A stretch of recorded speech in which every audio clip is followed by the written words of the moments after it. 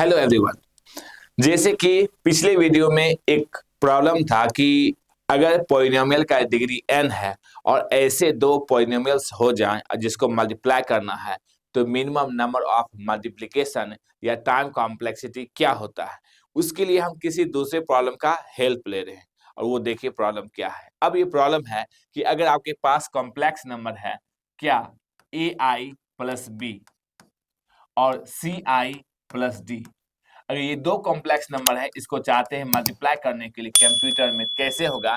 इसके लिए मान लीजिए आपके पास एक स्ट्रक्चर होगा स्ट्रक्ट जो क्या होगा कॉम्प्लेक्स नंबर है और यहाँ पर फ्लोट में दो वेरिएबल है, एक है रियल और एक है इमेजिनरी।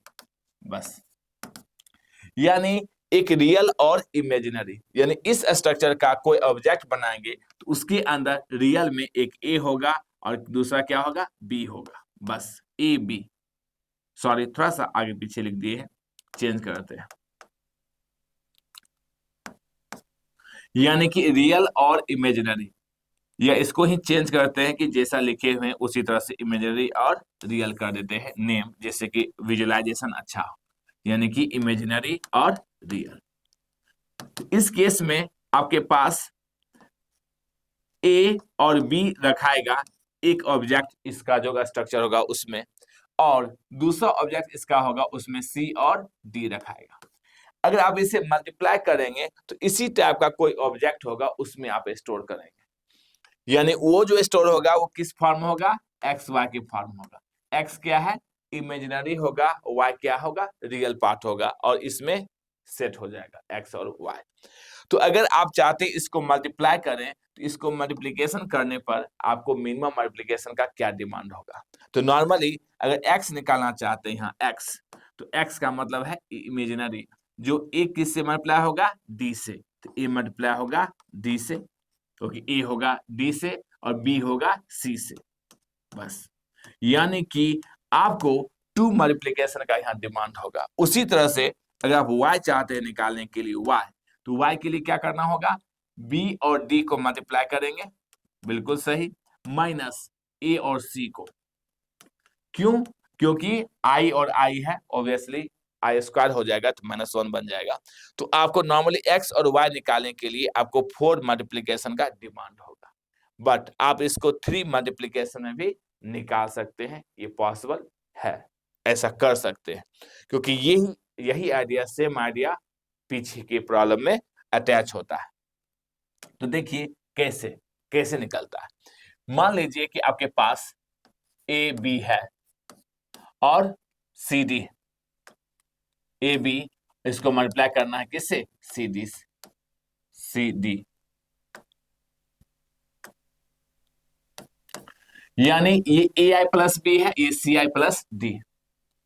आप ऐसा कर सकते हैं कि एक u ले लीजिए वेरिएबल जिसमें a मल्टीप्लाई के c से, एक v ले लीजिए जिसमें b इंटू डी होगा। ठीक, यानी अभी तक हम लोग 2 मल्टीप्लिकेशन किए हैं, जैसे क्या हुआ a c से मल्टीप्लाई हुआ b d से हुआ। अब हम लोगों को दो वेरिएबल निकालना है x और y। x जो है इमेजिनरी, y क्या है रियल है। तो रियल पार्ट आपको पता चल गया कि जो y होगा y में हमें क्या करना होगा v माइनस यू करें काम हो जाएगा, यानी v माइनस यू कर दें तो काम हो जाएगा आपका v माइनस यू, यानी बी डी माइनस ए सी, क्यों ए आई है और ये सी आई है, तो बी डी माइनस ए सी करेंगे तो y निकल गया, बच गया x। x निकालने के लिए हमें क्या करना होगा, देखिए हम यहाँ लिख रहे हैं x निकालने के लिए। अब क्या कीजिए a प्लस बी कर दीजिए, इसको मल्टीप्लाई कर दीजिए किससे, c प्लस डी से, और इसे माइनस कर लेंगे u, माइनस कर लेंगे v, बस इससे आपको x निकल जाएगा। और इसको निकालने के लिए सिर्फ 1 मल्टीप्लिकेशन का डिमांड है, ओनली 1 मल्टीप्लिकेशन।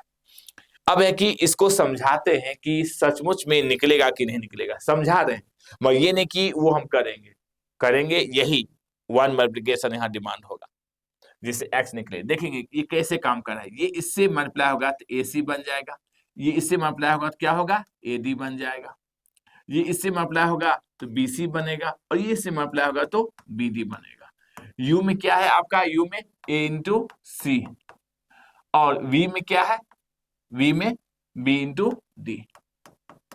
हम इसे एक्सपेंड किए हैं, एक्सपेंड नहीं करेंगे, आपको समझाने के लिए एक्सपेंड कर रहे हैं। जैसे AC AC से कट जाएगा और BD BD से कटेगा, तो हमें चाहिए क्या, रियल पार्ट में चाहिए, हाँ इमेजिनरी पार्ट में, ये इमेजिनरी है, तो A इंटू सी और B इंटू डी, तो A इंटू डी और B इंटू सी, तो यहाँ मिल गया। यानी जो हमें चाहिए यहाँ पर अवेलेबल है, बट हमें इतना समझाने के लिए लिखे हैं, एक्चुअल में इक्वेशन तो इतना ही है, यानी ये इसके बराबर है, ये समझाने के लिए लिखे हैं। तो हमें कितने बार मल्टीप्लिकेशन का डिमांड हुआ, तो 1 2 3 मल्टीप्लिकेशन में काम हो गया, बट इसमें प्लस माइनस बढ़ गया। प्लस माइनस का मतलब है कि इससे पहले प्लस माइनस नॉर्मली अगर करते तो इसमें क्या होता है, 1 time plus 1 time minus, normal 4 multiplication. But अगर आप मल्टीप्लिकेशन को 3 कर दिए तो प्लस माइनस देखिए कितना बढ़ा है, इसमें 1 प्लस 2 प्लस, ये भी प्लस माइनस काउंट करेंगे तो 1 2 3 4 यहाँ हुआ है और एक यहाँ पर 5, यानी 5 टाइम्स प्लस माइनस करना पड़ा है, और 4 मल्टीप्लिकेशन के बदले क्या हो गया, 3 हो गया। तो जब भी आप ऐसे नेचर देखेंगे कि मल्टीप्लिकेशन थोड़ा सा कम होगा तो प्लस माइनस बहुत तेजी से बढ़ता है, ये हमेशा इस पर ध्यान रखेंगे। आगे फ्यूचर में भी ऐसा प्रॉब्लम आपको मिलेगा, लाइक स्टर्सर मैट्रिक्स मल्टीप्लिकेशन में भी।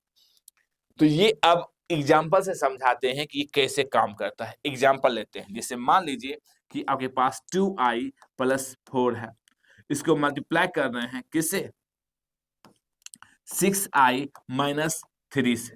एज्यूम कीजिए, आप माइनस 3 ना देते हैं, यहाँ माइनस 1 देते हैं। ये कोई कहे कि इसको निकालो, नॉर्मल इसका आंसर क्या होगा, नॉर्मल जो नॉर्मल मेथड होता है ये मेथड नहीं। नॉर्मली क्या करते हैं, इसको इससे मल्टीप्लाई करेंगे, इसको इससे मल्टीप्लाई करेंगे, तो इसको इससे करेंगे तो 12 होगा माइनस 12, इसको इससे करेंगे तो माइनस 4, तो ये हो जाएगा माइनस 16, जो रियल पार्ट होगा। यानी कि हमें 2 बार मल्टीप्लाई की, फिर क्या होगा, इसको इससे करेंगे, सॉरी इसको इससे करते हैं तो माइनस 2i, इसको इससे करेंगे तो 24, यानी 24 और माइनस 2 22, तो यहाँ 22i आ जाएगा। अब ये आंसर आना चाहिए इस मेथड से। तो ये मेथड क्या कहता है, पहले आप u निकाल लीजिए, u के लिए क्या है, a इंटू सी, a और c को मल्टीप्लाई करेंगे तो 2 इंटू 6 ये आएगा, जो इसका आंसर क्या है 12। फिर आपको v निकालना है, v क्या है, b इंटू डी, तो b इंटू डी, तो क्या होगा आपका 4 मल्टीप्लाई बाय माइनस 1, जो होगा क्या माइनस 1। यानी हमें यहाँ पर 2 मल्टीप्लिकेशन डन कर लिए। अब है कि x निकालना है, x कैसे निकलेगा, अब है कि a प्लस बी का मतलब है कि 2 प्लस 4 लिखिए, इसको मल्टीप्लाई करना है किसके साथ, c plus D, 6 minus 1, minus करना है क्या 2 12, और माइनस करना है क्या 4। तो अगर आप 2 बार माइनस करेंगे तो ये प्लस हो जाएगा, ठीक है, क्योंकि यहाँ पर माइनस यू है माइनस वी, तो ये प्लस 4 हो जाएगा। इसका आंसर क्या होगा समझेंगे, ये 6 है, ये मल्टीप्लाई किससे होगा 5 से, और यहाँ पर माइनस 12 प्लस 4, यानी ये 8 बन जाएगा, ये 8। अब देखिए यहाँ 30 माइनस 8 क्या हो गया 22, यानी आपको 22 आना चाहिए x में। सचमुच में x जो इमेजिनरी पार्ट है 22 आ चुका है, यानी ये टर्म क्या था, x का वैल्यू था। y कैसे निकालते हैं, तो y के लिए v माइनस यू, यानी माइनस 4 में से माइनस होगा क्या 12, ये क्या हो जाएगा माइनस 16, यानी ये वैल्यू भी माइनस 16 जैसे यहाँ था सेम वहां आ चुका है। तो अब ये देख सकते हैं कि टोटल नंबर ऑफ मल्टीप्लिकेशन हम लोग को कितना करना पड़ रहा है, ओनली 3 करना पड़ रहा है पूरे x और y निकालने के लिए। यानी ये एक आइडिया है, और यही सेम आइडिया आपको यूज किया जाता है कि 2 पॉलिनोमियल है, उसको अगर मल्टीप्लाई करना है, डिग्री दोनों का n है, तो मिनिमम मल्टीप्लिकेशन कितना रिक्वायरमेंट होता है।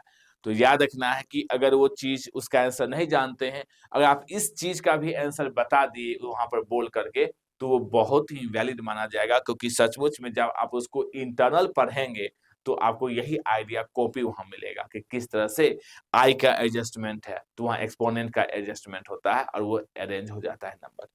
तो चलिए, इसमें ज्यादा नहीं बताएंगे, और सचमुच में काम तो करना ही पड़ेगा। ऐसा तो है नहीं कि कुछ चल रहा है, कुछ समझ रहे हैं और आपको कहेगा करने के लिए, तो वहां भूलने का चांस भी रहेगा।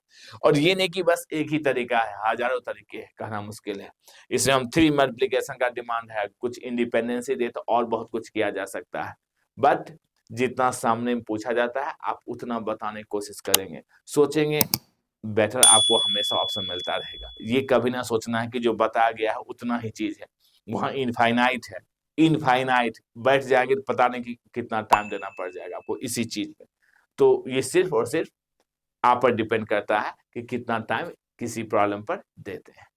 Thank you.